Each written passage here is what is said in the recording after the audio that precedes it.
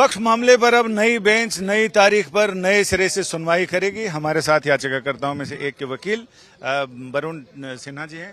वरुण जी, जैसा कि लोग चर्चा गर्म थी कि ये मामला अब अगले चीफ जस्टिस के अगुवाई में जाएगा, तो वैसा ही हुआ। बिल्कुल, जब आप देखेंगे कि जब 2 बजे माननीय मुख्य न्यायाधीश के नेतृत्व में बेंच बैठी तो उन्होंने बैठते ही कहा कि उनका बहुत कम समय बच गया है मुख्य न्यायाधीश के तौर पर, लिहाजा उन्होंने नए मुख्य न्यायाधीश जो जस्टिस गवई अगले मुख्य न्यायाधीश होंगे उनके बेंच में पूरे मामले को स्थानांतरित किया है और आदेश पारित किया कि 15 तारीख को उस बेंच में पूरे मामले को सूचीबद्ध किया जाए ताकि आगे की सुनवाई नई बेंच तय करेगी। याचिकाकर्ताओं में से कपिल सिब्बल ये कह रहे थे कि एक अंतरिम आदेश पारित किया जाए, लेकिन कोर्ट इससे बहुत इत्तेफाक नहीं। बिल्कुल, कोर्ट ने स्पष्ट कहा कि अभी वो कोई आदेश इस पर पारित नहीं करेंगे और जो भारत सरकार का एश्योरेंस है वो अगली तारीख तक कंटिन्यू करेगा, यानी स्टेटस को चलेगा। बिल्कुल, जो पिछली तारीख पर जो स्थिति बनी वही स्थिति अगली तारीख तक कंटिन्यू करेगी। धन्यवाद।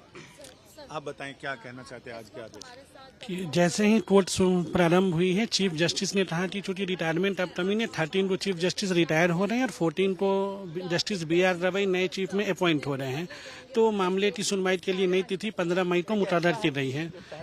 यानी सुप्रीम कोर्ट ने ये साफ कर दिया, जस्टिस संजीव खन्ना की अगुवाई वाली 3 जजों की पीठ ने जब इस मामले की सुनवाई की तो उन्होंने साफ कर दिया कि जो अंतरिम आदेश कहें या जो अंडरटेकिंग सरकार ने दी है वो लगातार रहेगी। यानी जिन चीजों को लेकर सरकार ने कहा कि नई भर्तियां नहीं होंगी और जो आदेश है अंतरिम वो लागू रहेगा। यानी 15 मई को जब इस मामले में नई बेंच नई तारीख पर यानी 15 मई को नए सिरे से सुनवाई करेगी, यानी जो जवाब आ चुके हैं उन जवाबों से सुनवाई आगे बढ़ेगी।